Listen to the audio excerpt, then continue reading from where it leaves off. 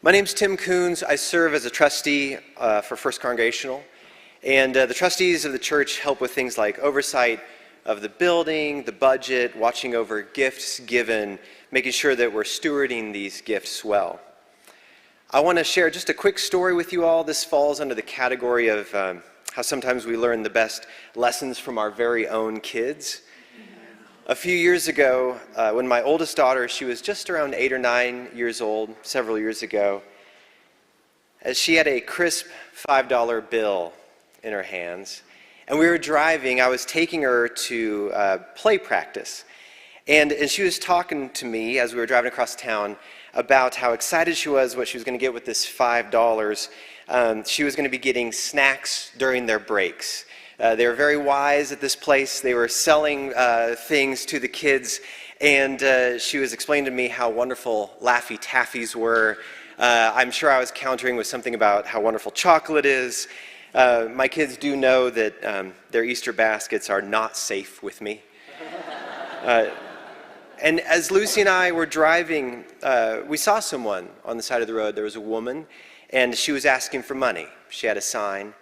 The car slowed down, and Lucy really didn't even stop talking. She was telling me, I think, about Funyuns at this point. And she rolled down the window, and she just kept talking. She said, oh my gosh, I can help. And Lucy leaned out of the car with that crisp $5 bill, and the woman looked over at her and said, are you sure? And Lucy said, oh, yes, and gave her the money. And we drove off. And Lucy was saying, oh my gosh, I've always wanted to be able to give to someone when I see somebody, and I was finally able to give. That's so great. And she was beaming. And this moment has stuck with me, not just because she gave, but because of how she gave, right? With joy, with urgency, even with snacks on the brain. And it did cause me to wonder myself, what would it look like if I gave like that in my own life? What if we gave like that? With open hands, open hearts, not just with generosity, but with gusto. And here's the thing. When I think about this church, I do feel excited. I am filled with joy.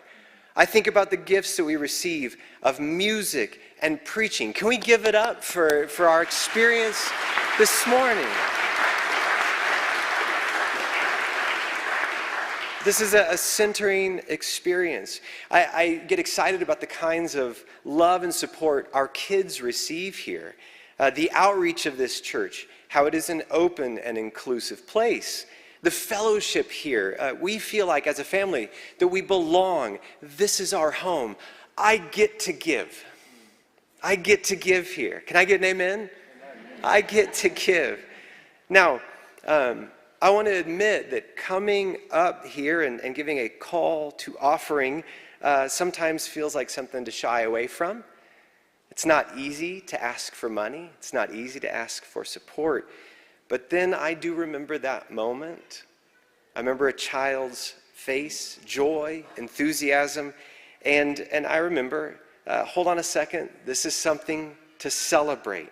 We're not just paying the bills, we are building something beautiful all together, and it takes all of us in this together. So, as we give, through checks, online drafts, monthly pledges. Maybe you do it with joy, with gratitude. As you get little notifications of your email that the check has gone through, take a moment to pause and say, yes, I get to give, with a little bit of that, oh my gosh, energy. Thank you. Your gifts make this whole inspirational, life-affirming experience of First Congregational happen. Thank you for helping sustain the mission of this church to be a faithful community where we are rooted in God's love, nourished on our spiritual journeys, and growing as an inclusive Christian presence in Greeley and beyond. Let's say it one more time with joy and gusto. Christ is risen.